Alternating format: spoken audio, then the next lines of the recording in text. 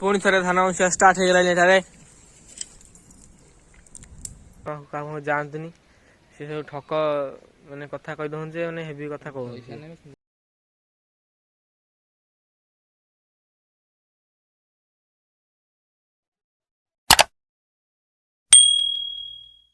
जय जगन्नाथ सांग माने शुभ सकाळ मु राकेश आपण मानक स्वागत करुछु मोर नूतन ब्लॉग को आशा करे कि आपण माने समस्ते भल थे मु मध्य भल रे अछि तो एबे टाइम 7:30 आइची तो एबे आइची मु इंट्रोटा आइची दबे सबल तो इंट्रो दिए ना तो बळेली आ आज सोमवार आज मु कॉलेज जाइनी कारण आमर सीनियर बेंच पिला परीक्षा अच्छी तो से आज आम कॉलेजटा छुट्टी अच्छी तो से आज कॉलेजटा जाई नहीं तो देखा आज दिन सारा कौन कौन सब घरे होची कथा ओके तो सांग मैंने टाइम 8:30 है हसुचा कड़े कड़े चलू कौन बे कड़े तो तार आज परीक्षा अच्छी सी जीव परीक्षा दवाई से किसी कहू ना कौन कह मो फोन आईफोन कौन लगा कौन डाल कौन क्रिक डालू टाइपिंग आसन आसन आसन आसन जाऊँ खाई आस पढ़िया बस मो टाइम है नुआ पेंट आई तो नुआ पेन गोटे पढ़िया आरंभ कर शुभ आरंभ ओके तो मुझे जस्ट पढ़ुली आउ कहला कि जा टे दुकान को कारण दुकान टे आने साबुन आउ सर्फ तो ये चली दुकान को आम पाखे एक्सट्रा 10 टଙ୍କା था मैं दुकान जाऊँगी खरा दिन थंडा आने हरी आए चली दुकान को थंडा आनिया ओके तो ये जाऊँगी छक को कारण चोकड़ा आम सरी जाता तो जाऊँगी छक को चोकड़ा आने लुना आणिक भी पैसा उठो तो जा छक पैसा उठेबा कारण पैसा उठो कारण कहला जो घर काम काम हो स्त्री कामिका से ने पैसा आमर चोपटा गाड़ी तो आज पुणी थे आम घर आड़े आई आइसक्रीम बिका जाइए जस्ट आग को आम घर आसवे खाଇବା आइसक्रीम पुणी थे आज तो फाइनाली आइसक्रीम नहीं पलि आइली से गली आइलु भरी दीटा आइसक्रीम कारण बो गोटे बोर गोटे मोर गोटे दीटा खाइबा घर बस ठंडा पवन बसिकी खाइबा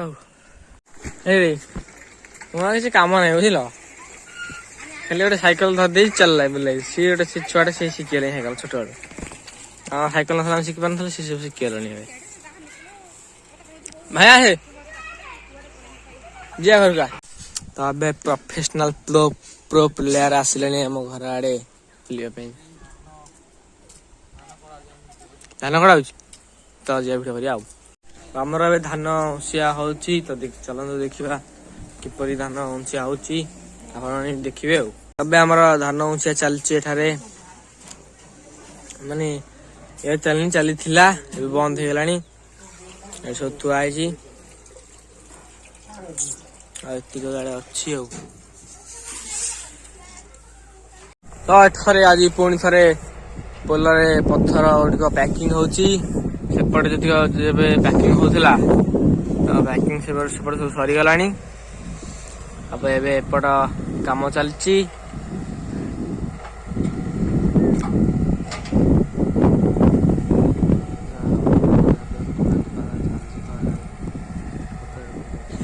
तो ये शेरू ये ठिया दुश्मन मान देखुची दुश्मन मान सब से बुलूसन तो देखुची शेरू बस ठिया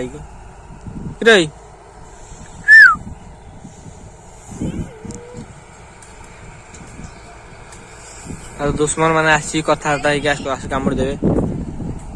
ପୁରା ଛକିକି ଅଛି, କେତେବେଳେ ଆସିବେ ମାନେ କାମୁଡି ଦବ। ଏହା ହେଲା କଥା। ଦେଖିବା କୋଉନ ସରିବ ଭଲ କାମ ଆମର ଆଉ। ତ ସେତେବେଳେ ଆପଣ ମାନେ ଦେଖିଥିଲେ କୁକୁଡ଼ା ଛୁଆ ଛୋଟ ଛୋଟ ହେଇଥିଲେ। ତ ସିଏ ଏବେ ବଡ ହେଇକି ସିଏ ଏବେ ଛୁଆ ଦେଲାଣି। ତାଙ୍କ ଛୁଆ ଦେଖନ୍ତୁ କେଡି କେଡି ହେଇଛନ୍ତି। ଇଏ ତ ଦୌଡୁଛନ୍ତି, ତ ଆସିବେନି ଆଉ। ଦେଖୁଛି ଆପଣ ମାନଙ୍କୁ। ତ ଏଇ ଦେଖନ୍ତୁ ସେଇ ଛୁଆ ଏବେ ନିଜେ ଛୁଆ ଦେଇଛି 3ଟା। ସମସ୍ତେ 3-3ଟା ଦଉଛନ୍ତି। ଆରେ ହଁ, କୁକୁଡ଼ା ଅଣ୍ଡା ଦେଇଛି ପରା। ଅଣ୍ଡା ଦେଇଥିଲା, ଛୁଆ ଫୁଟିଛି। ସରି। ପୁଣି ଥରେ ଧାନ ଉଁସିଆ ଷ୍ଟାର୍ଟ ହେଇଗଲାଣି ଏଠାରେ।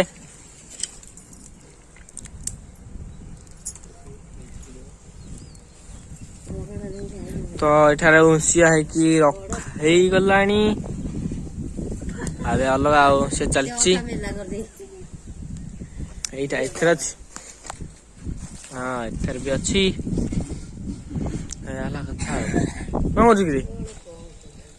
ହେଇ କୋଇଲା ହେଇଗଲି ଖରାରେ ବୁଲି ବୁଲି।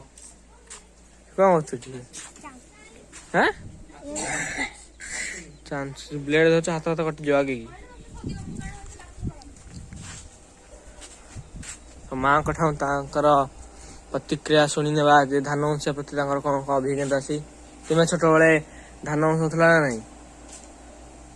ମୁଣ୍ଡ ଟୁଙ୍ଗିଲେ କଣ ହବ? ତୁ କହୁନୁ। ହଁ ବା।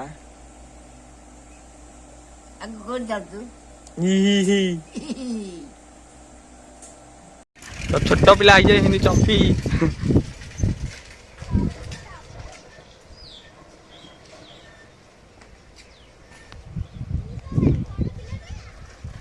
ତ ଲୁଲୁ ବାହାରିଛନ୍ତି ଦୋକାନ। ଜଲ୍ଦି ଯା। ସାଇକେଲ ଖରାପ ହେଇଯାଇଛି।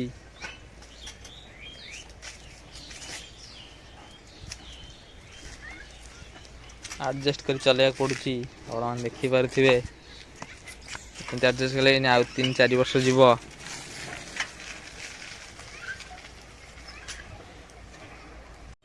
ତ ସାଙ୍ଗମାନେ, ଏବେକା ସିନ୍ ଏମିତି କି ଆମ ଜଣେ ମାମୁଁ ଅଛନ୍ତି। ତ ତାଙ୍କ ଗାଈଟା ହଜି ଯାଇଥିଲା।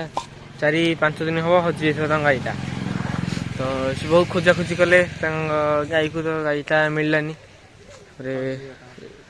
ଯାହାହେଲେ ବି ଗାଈଟା କେତେ ମିନିମମ୍ ଗାଈର ଦାମ୍ ହବ 35,000 ଟଙ୍କା। କାରଣ ଗାଈଟା ଗୋଟେ ବେଳାରେ କ୍ଷୀର ଦଉଥିଲା 7-8 ଲିଟର ପାଖାପାଖି, କି ଅଧିକ ହବ।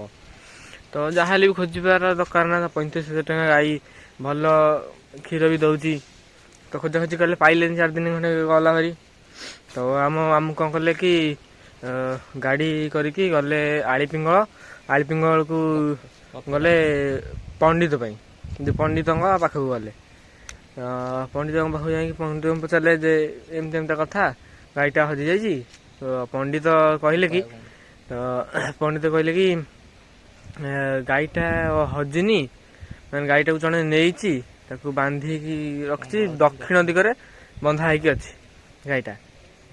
ତ ଜଲ୍ଦି ସେ କହିଲେ କି ଜଲ୍ଦି ନେଇ ଆସ, ନହେଲେ 2-3 ଦିନ ଭିତରେ ସେ ଭୁବନେଶ୍ୱର ପଳେଇବ। ତାକୁ ଭୁବନେଶ୍ୱର ନେଇଯିବାର ବରାଦଟା ଅଛି।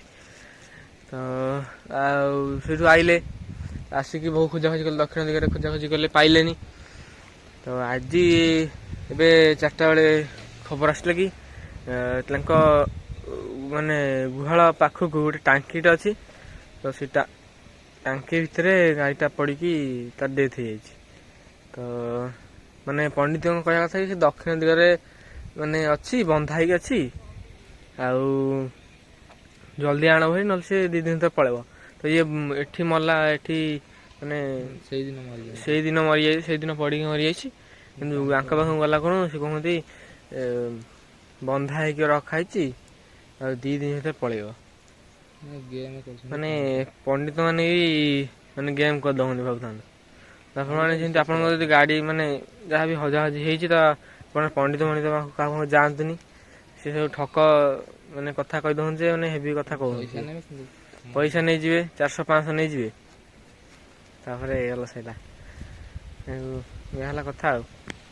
ତ ଏବେ ଆମ ରାତିର ଖାଇବା ବଢ଼ା ହେଇଗଲାଣି।